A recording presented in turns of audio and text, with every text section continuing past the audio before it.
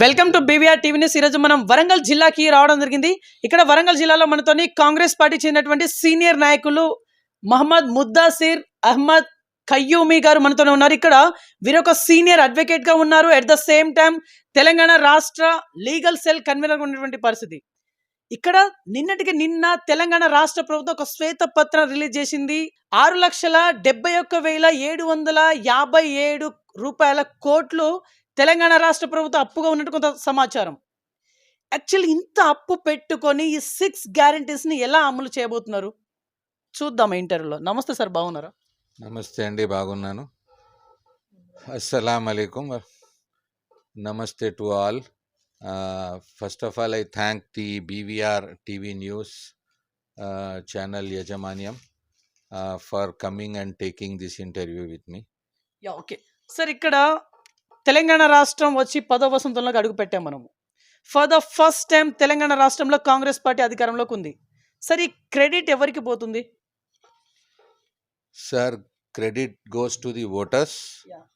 and especially to our beloved CM Revanth Reddy Garu and his team who worked hard, and a special thanks to Rahul Gandhi ji, Priyanka Gandhi ji, Sonia Gandhi ji and Kharge ji who came to Telangana and they have given their voice and requested the Telangana people to elect the Congress party, and all the team who came as observers from Delhi to each and every constituencies, and all their hard works, and we won the elections. Okay sir, ఇక్కడ వీళ్ళందరి కృషి వలన తెలంగాణ రాష్ట్రంలో కాంగ్రెస్ అధికారంలోకి వచ్చిందని చెప్పేసి మీరు అంటా ఉన్నారు. యాక్చువల్లీ 6 గ్యారంటీస్ని మీరు ముందు పెట్టి అధికారంలోకి వచ్చిందని చెప్పేసి వినికిడి. ఈ 6 గ్యారంటీస్ని ఎలా అమలు పరుస్తారు? ఇక్కడ లక్షల కోట్లు అప్పు ఉన్నారు, వాటికి అయ్యే ఖర్చు కావచ్చు, లేకుంటే ఇప్పుడు 6 గ్యారంటీస్కి అయ్యే ఖర్చు కావచ్చు. ఎలా ఎలా దీనికి సాధ్యం అవుతుందా? డెఫినెట్లీ కాంగ్రెస్ పార్టీ దీని మీద పని చేస్తున్నది, అండ్ డెఫినెట్లీ ఆ 6 గ్యారంటీస్ అమలు పరిచి తీరుతాం. పాత గవర్నమెంట్, టీఆర్ఎస్ గవర్నమెంట్ ఏదైతే అప్పులు చేసిందో దాని మీద చర్చ జరుగుతున్నది. ఆ అప్పులు ఎట్లా సెట్ చేయాలి, ఏం చేయాలి, రఘురామ్ రాజన్ గారిని కూడా పిలవడం జరిగింది, ఆయనతో డిస్కస్ చేయడం కూడా జరిగింది. డెఫినెట్లీ నేను ప్రజలతో కోరేది ఏంటంటే అయోమయం కాకండి. డెఫినెట్లీ 6 గ్యారంటీస్ ఏమైతే కాంగ్రెస్ పార్టీ మేనిఫెస్టోలో ఇచ్చింది దాన్ని అమలు చేస్తారు. అండ్ దీని నుంచి ఈ ఏదైతే అప్పులు ఉన్నాయో దానిలోకెళ్ళి ఎట్లా బయట రావాలో దాన్ని కూడా డిసైడ్ చేసి ఆ 6 గ్యారంటీస్ కంపల్సరీ అమలు అవుతాయి. ఓకే సార్, ఇక్కడ ఈ 6 గ్యారంటీస్ అమలు అవుతాయని చెప్పేసి మీ కాంగ్రెస్ పార్టీ కార్యకర్తలు, నాయకులు మాత్రమే చెప్తున్నటువంటి పరిస్థితి. అంటే బీఆర్ఎస్ పార్టీ దీన్ని తిప్పికొట్టే ప్రయత్నం చేస్తూ ఉంది, అది కూడా అసెంబ్లీలో. ఇది సాధ్యపడదని చెప్పేసి చాలా ఖరాఖండిగా చెప్తా ఉంది. చూడండి, బీఆర్ఎస్ పార్టీ 10 సంవత్సరాలు తెలంగాణలో రూల్ చేసి 10 సంవత్సరాలు అన్ని అప్పులే చేశారు. వాళ్ళు అప్పులు తప్ప ఏం చేయలేదు. వాళ్లకు 10 ఇయర్స్ రూల్ చేసిన తర్వాత వాళ్ళ రూలింగ్ అనేది వెళ్ళిపోయింది. దానివల్ల వాళ్ళు ఇష్టం వచ్చినట్టు మాట్లాడుతున్నారు. అది తప్పు, చాలా తప్పు. రీసెంట్లీ మేము వచ్చాము, ఇవన్నీ పరిశీలిస్తున్నాం. ఏమేం జరుగుతుంది పార్టీలలో, గవర్నమెంట్లలో ఏమేం జరిగింది. ఇప్పుడు ఫారెస్ట్ మినిస్టర్ తలసాని శ్రీనివాస్ యాదవ్ గారు ఉండే కదా, ఎలక్షన్ కాగానే ఆయన ఆఫీసులకెళ్ళి రికార్డు మాయమైపోయింది. ఇట్లాంటి చాలా ఉన్నాయి, చాలా ఇంకా తీసేట్టు ఉన్నాయి, చాలా తీస్తారు. మరి రేవంత్ రెడ్డి గారి మీద నాకు నమ్మకం ఉన్నది, అండ్ ఆ టీం మీద మా మినిస్టర్స్ ఏదైతే క్యాబినెట్ ఉన్నారో వాళ్ళ మీద నాకు నమ్మకం ఉన్నది.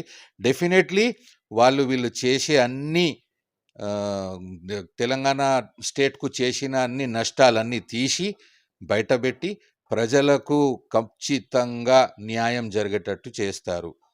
ఓకే, రేవంత్ రెడ్డి గారు ఒక సంచలనాత్మకమైనటువంటి ఒక మార్పుకి దారి తీయడం జరిగింది. అదే ప్రజా దర్బార్.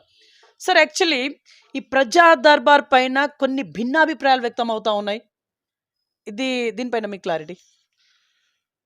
సార్, ప్రజా దర్బార్ అనేది రేవంత్ రెడ్డి గారు స్టార్ట్ చేశారు పబ్లిక్ కోసం.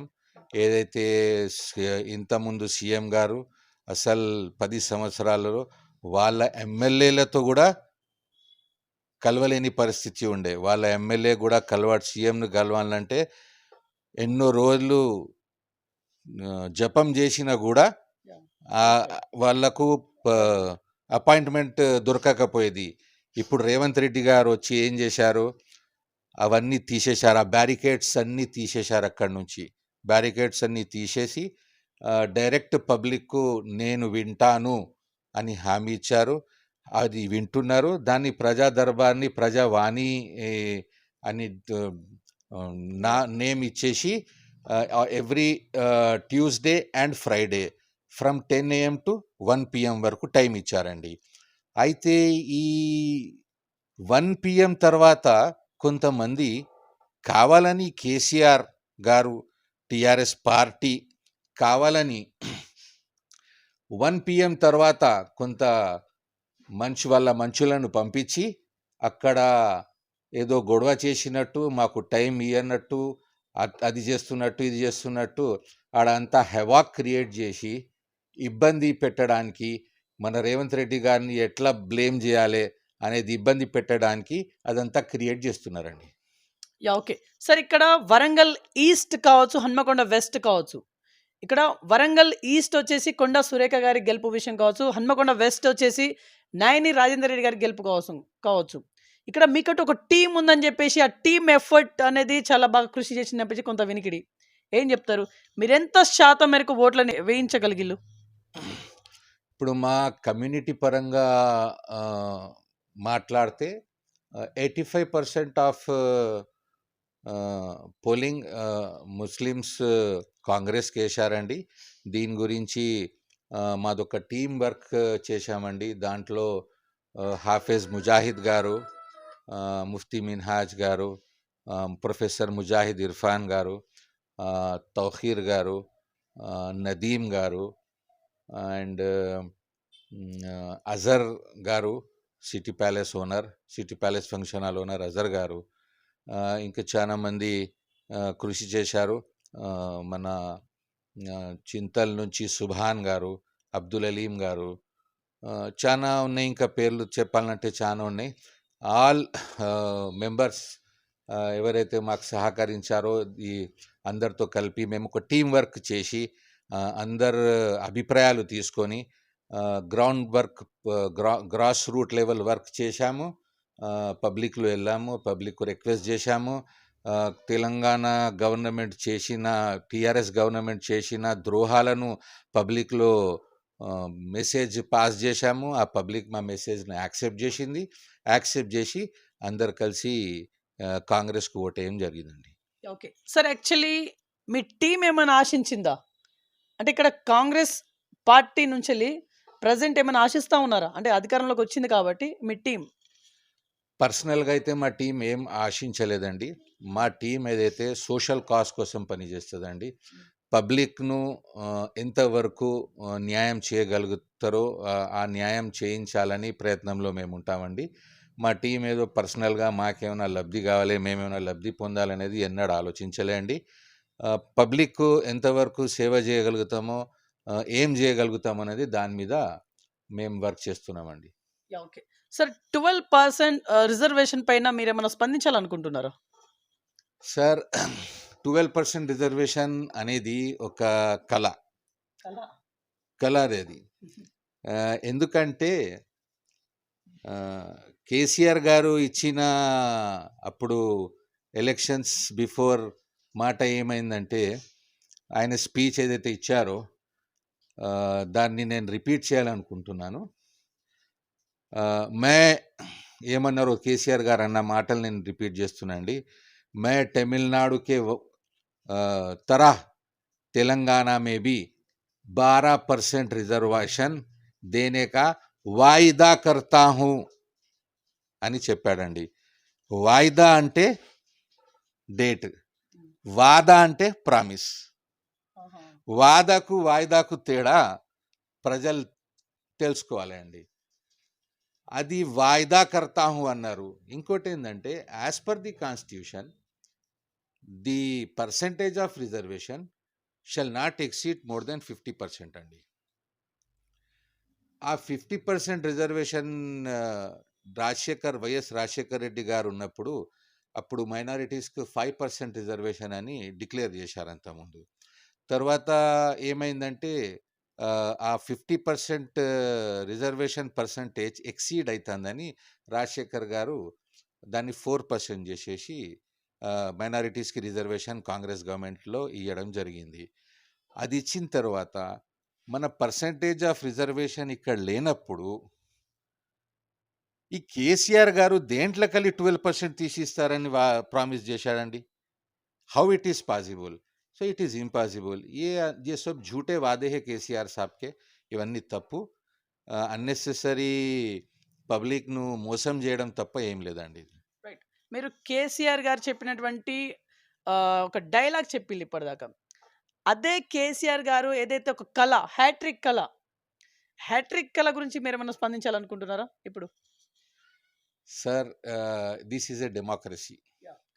డెమోక్రసీలో గెలుపు ఓటమి అనేది ఉంటుంది సార్, సహజం అది. ప్రజలు విరక్తి పుట్టారు కేసీఆర్ మీద, కేసీఆర్ పాలన మీద ప్రజలకు విరక్తి పుట్టింది.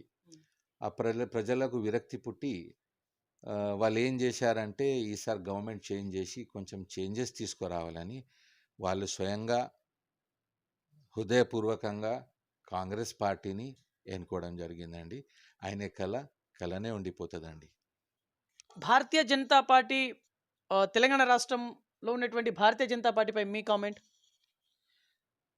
Sir, our country is a democratic country, all with many cultures and many religions. అందరికీ జీవించే హక్కు ఉందండి. బీజేపీ పార్టీ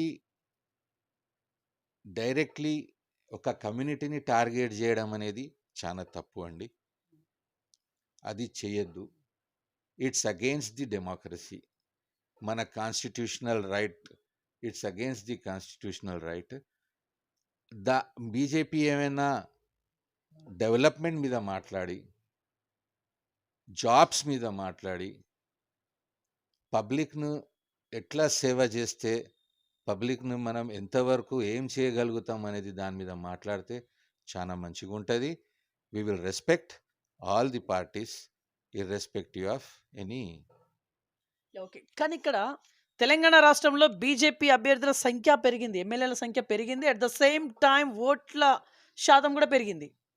రాబోయే రోజుల్లో ఇది పెద్ద మీకు మైనస్గా మారే అవకాశం ఉంటుంది అని చెప్పేసి అనుకోనికి మీరు దీన్ని ఎట్లా చూస్తున్నారు? కాంగ్రెస్ పార్టీకు దీంతో మైనస్ అనేది నా ఆలోచన ప్రకారం అయితే అట్లా ఏం లేదండి. సరే, బికాజ్ వాళ్ళు గెలిచారు. నేను I will congratulate them for their win. Definitely దీనివల్ల కాంగ్రెస్ పార్టీకి అయితే ఏం ఎఫెక్ట్ పడదండి. డెఫినెట్లీ రాబోయే కాలంలో వాళ్ళ దాంట్లో ఉన్న 8 మెంబర్స్ ఎమ్మెల్యేస్ కూడా నెక్స్ట్ 5 years తర్వాత అవి కూడా తగ్గిపోతారని నాకు ఆశ అండి. ఓకే సార్, యాక్చువల్లీ మీ జర్నీ గురించి చెప్పండి సార్. ఎందుకంటే మీరు 1995 నుంచి వెళ్ళి మీ రాజకీయ జర్నీ స్టార్ట్ అని చెప్పేసి కొంత వినికిడి. సో ఇప్పటిదాకా కాంగ్రెస్ పార్టీ అనేది మీకు ఎట్లాంటి గౌరవాన్ని కల్పించుకుంటా వచ్చింది? Sir, Congress party is a beautiful party sir. Sin 1995 నేను ఎన్ఎస్యుఐ సిటీ వైస్ ప్రెసిడెంట్గా పనిచేశానండి. తర్వాత 2002 వరకు పనిచేశాను. 2002లో ఈ 1995 నుంచి 2002 లోపు వేరే వేరే ఆర్గనైజేషన్స్లో కాంగ్రెస్ పార్టీ ఆర్గనైజేషన్స్లో పనిచేశాను. మైనారిటీ వింగ్లో కూడా పనిచేశాను. తర్వాత city Congress party vice president కూడా పనిచేశాను. తర్వాత 2002లో నేను యాజ్ అన్ అడ్వకేట్ ఎన్రోల్ అయ్యాను. ఎన్రోల్ అయిన తర్వాత legal cell, Congress party legal cell wing join అయ్యాను. తర్వాత Congress party legal cell city president చేశాను. తర్వాత 2013 నుంచి స్టేట్ లీగల్ సెల్ కన్వీనర్గా టిల్ డేట్ నేను పనిచేస్తున్నానండి. ఈ మధ్యలో 2010 to 2016 as AGP and additional charge APP కూడా పనిచేశానండి. ఓకే. సార్ ఇక్కడ ఏజీపీగా, ఏపీపీగా పనిచేశారని చెప్పేసి అన్నారు మీరు. ఆ పర్టిక్యులర్ హోదా మిమ్మల్ని ఎలా వరించింది? ఆ పర్టిక్యులర్ హోదాలో మీరేం చేసిల్లు? ఏం చేశారు? ఎంత ఎఫర్ట్ పెట్టి మీరు గవర్నమెంట్‌కి సహకారాన్ని అందించిల్లు? పార్టీ నా వర్క్ను చూసి మాకు ఆ పోస్ట్ ఇవ్వడం జరిగిందండి. కాంగ్రెస్ పార్టీ గవర్నమెంట్లో ఉన్నప్పుడు ఆ పోస్ట్ వచ్చిన తర్వాత గవర్నమెంట్ ల్యాండ్స్ మీద కేసెస్ చాలా ఉండే, క్రోర్స్ ఆఫ్ రూపీస్ ల్యాండ్స్ ఉండే అండి. దాదాపు ఒక 3-4 కేసెస్ ఉండేవి. అవి నేను గెలిచానండి. గవర్నమెంట్ ఫేవర్లో వచ్చాయి అవి ఆర్డర్స్. అవి ఆ ప్రాపర్టీస్ని సేవ్ చేశానండి. ఓకే. సార్ ప్రతి రంజాన్ పండగ సందర్భంగా మీ సొంత ట్రస్ట్ నుంచెళ్ళి మీరు పబ్లిక్‌కి దాన ధర్మాలు కొంత చేస్తారని చెప్పేసి కొంత వినికిడి. ఈ సంస్కృతి అనేది ఎప్పటి నుంచి సాగుతుంది మీ దగ్గర? ఈ సంస్కృతి అనేది మా ఫోర్ ఫాదర్స్ నుంచి ఉందండి. మేము ఎవ్రీ ఇయర్ రంజాన్లో యాక్చువల్లీ యాజ్ ఏ ముస్లిం జకాత్ అనేది ఒక ఫండ్ ఉంటుందండి. మన ఉన్న వెల్త్లకెళ్ళి each and every Muslim shall take that amount తీసి ఆ పేదోళ్ళకు పంచుతారండి. దాంట్లో వివిధ రకాల సౌకర్యాలు కల్పిస్తామండి పేదోళ్ళకు. ఇది since from forefathers we are doing this all things. And now also we are running a welfare trust in the name of our grandfather Khayyumi Welfare Trust. ఆ ట్రస్ట్ ద్వారా కూడా చాలా మంది పేదోళ్ళకు పైసల్ హెల్ప్ కానీ, రేషన్ హెల్ప్ కానీ, బట్టలు కానీ, బుక్స్ కానీ, మెడిసిన్స్ కానీ అన్నీ అందిస్తామండి. వరంగల్ జిల్లా వైస్ చైర్మన్‌గా విధులు నిర్వర్తించిల్లు. మైనారిటీ వింగ్‌కి మీరు. సార్ ఆ పర్టిక్యులర్ హోదాలో మీరు మీ మైనారిటీ సోదరులకి ఏం చేసిల్లు? వాళ్ళ కోసం ఎలాంటి పోరాటాలు చేసిల్లు? సార్ ఫస్ట్ ఆఫ్ ఆల్ మనం హ్యూమన్ అండి. Even though I was a minority leader, I worked as a minority leader. కానీ నేను as a human, irrespective caste, creed and religion, అందరి గురించి ఆలోచించేదండి. అందరి గురించి నేను కొట్లాడేది. అన్ని క్యాస్ట్ల గురించి, అన్ని రిలీజియన్స్ పబ్లిక్ గురించి నేను కొట్లాడేది. దాదాపు నా వంతు చేసినంత వరకు నేను చేశానండి. ఓకే. సార్ యాక్చువల్లీ మీ మనసులోని మాట సార్ యాజ్ ఏ అడ్వకేట్‌గా కావచ్చు, లేకుంటే సీనియర్ నాయకుడిగా కావచ్చు, లేకుంటే స్టేట్ లెవెల్ లీగల్ సెల్ కన్వీనర్‌గా కావచ్చు, వాటెవర్ మీ మనసులోని మాట ఏంటిది? I want to see Rahul Gandhi garu as our next Prime Minister of India. It's my wish and will.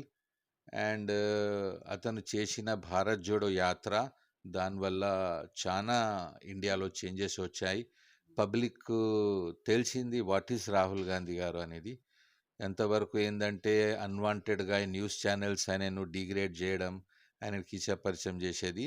When he started the Bharat Jodo Yatra, public came to know that what is Rahul Gandhi, what he can do for the public. He is a public leader. I love him, I like him, and I want to see him as a Prime Minister of our country. Okay. Sir ఇక్కడ కాంగ్రెస్ పార్టీకి ఓటేసినటువంటి ప్రతి ఒక్క voter మహాశైలకి మీరేమన్నా చెప్పాలనుకుంటున్నారా? I want to thank each and every voter who has voted to Congress party, and so also all the public of Telangana. I want to thank all the public of Telangana, and especially to the voters who have voted to Congress party and made the Congress party win. Okay. Sir మీరు ఎక్కడో state లెవెల్‌లో ఒక nominate post అడిగేందుకు కొంత ప్రయత్నాలు చేస్తా ఉన్నట్టు కొంత సమాచారం. యాక్చువల్లీ స్టేట్ లెవెల్‌లో మీకు ఏం కావాలనుకుంటున్నారు? సార్ నేను పార్టీ కోసం వర్క్ చేశాను. And if the high command thinks fit that Mudassir Ahmed fits for this, Mudassir Ahmad Qayyumi fits for this post. If they think so, definitely I am ready to take that post. But నేను ఆశించడం అనేది నేను ఇంతవరకు ఏం ఆలోచించలేదు sir. If the government thinks fit, definitely I will accept. Okay. రాబోయే రోజుల్లో మీరు కార్పొరేటర్గా బరిలో దిగేందుకు కొంత యోచనలో ఉన్నారని చెప్పేసి కొంత సమాచారం. వాస్తవానికి ఇప్పుడు మీరు కార్పొరేషన్ బరిలో దిగేందుకు రెడీగా ఉన్నారా రాబోయే రోజుల్లో? అవసరం వస్తే, పబ్లిక్ నుంచి డిమాండ్ వస్తే ఖచ్చితంగా దిగుతానండి. పబ్లిక్ సేవ కోసం ఖచ్చితంగానే దిగుతాను. ఓకే. సార్, దిగడం వరకు బాగానే ఉంది. కానీ ఇక్కడ ఉన్నటువంటి పబ్లిక్ మిమ్మల్ని ఓట్లేసి గెలిపించగలరా? గెలిపిస్తారని చెప్పేసి ఎలా ధీమాను వ్యక్తం చేస్తా ఉన్నారు? సార్, గెలుపు ఓటమి అనేది సహజం. ఎవరు గెలుస్తారు, ఎవరు ఓడిపోతారు అనేది మనం దిగిన తర్వాతనే చెప్పగలుగుతాం. ఇప్పుడు ప్రస్తుతం మనం గెలుస్తామా ఓడిపోతామా అనేది ఆలోచించలేం సార్. సరే, పబ్లిక్కు సేవ చేద్దామని ఆలోచన ఉన్నది. దాని గురించి సరే, నేను కార్పొరేటర్ బరిలో దిగకపోని డెఫినెట్లీ నేను పబ్లిక్కు సేవ చేస్తాను. పబ్లిక్తో ఉంటాను, పబ్లిక్లో ఉంటాను, పబ్లిక్ కూడా నాతో ఉంటుంది. మోర్ పర్టికులర్లీ మా దగ్గర 2 దర్గాలు ఉన్నాయండి. ఒక విషయం చెప్పాలనుకుంటున్నాను. ఒక దర్గా కాజీపేటలో ఉన్నది, దానికి పీఠాధిపతి మా ఖుస్రో పాషా గారు ఉన్నారండి. ఇంకో దర్గా వరంగల్లో ఉన్నది, దానికి పీఠాధిపతి నవీద్ బాబా గారు ఉన్నారండి. వీళ్ళ కృషి కూడా చాలా ఉండేయండి కాంగ్రెస్ పార్టీ గెలవడం విషయంలో. ఖుస్రో పాషా గారు మొత్తం స్టేట్ లెవెల్లో తిరిగారండి. తిరిగి స్టేట్ లెవెల్లో ఎన్నో ప్రోగ్రామ్స్ చేశారు, చాలా ప్రోగ్రామ్స్ చేశారు. ఆయన he is good person and good personality, ఇద్దరు కూడా. నా కోసం పర్సనల్గా నేనైతే పొలిటికల్ పార్టీలో ఏం పోస్ట్ అయితే ఆశిస్తలేను. కానీ ఇక్కడ వరంగల్ జనం తరపున నేను అధిష్టానానికి రిక్వెస్ట్ చేసేది ఏంటంటే, Khusro Pasha is a deserving candidate. He is a deserving candidate and ఆయనకు ఏమైనా మంచి హోదా ఇచ్చి ఒక ముస్లిం లీడర్ను మేము చూడాలనుకుంటున్నాం. As a Muslim leader Khusro Pasha గారిని ఆయనకేమైనా మంచి హోదా ఇస్తే అందరు ముస్లిం స్టేట్ లెవెల్లో అందరు ముస్లిం సంతోషపడతారని నేను రిక్వెస్ట్ చేస్తున్నాను. సార్, క్వశ్చన్ మిమ్మల్ని అడగాలనుకుంటున్నా. యాజ్ ఏ ముస్లిం కమ్యూనిటీగా మీరు ఉన్నారు కాబట్టి, మీ ముస్లిం ఎమ్మెల్యేలు కానీ మినిస్టర్లు కానీ ప్రజెంట్ లేరు. ఇది మీకు బాధగా ఉందా? దీనిపైన ఏమైనా కామెంట్ చేయదలుచుకున్నారా?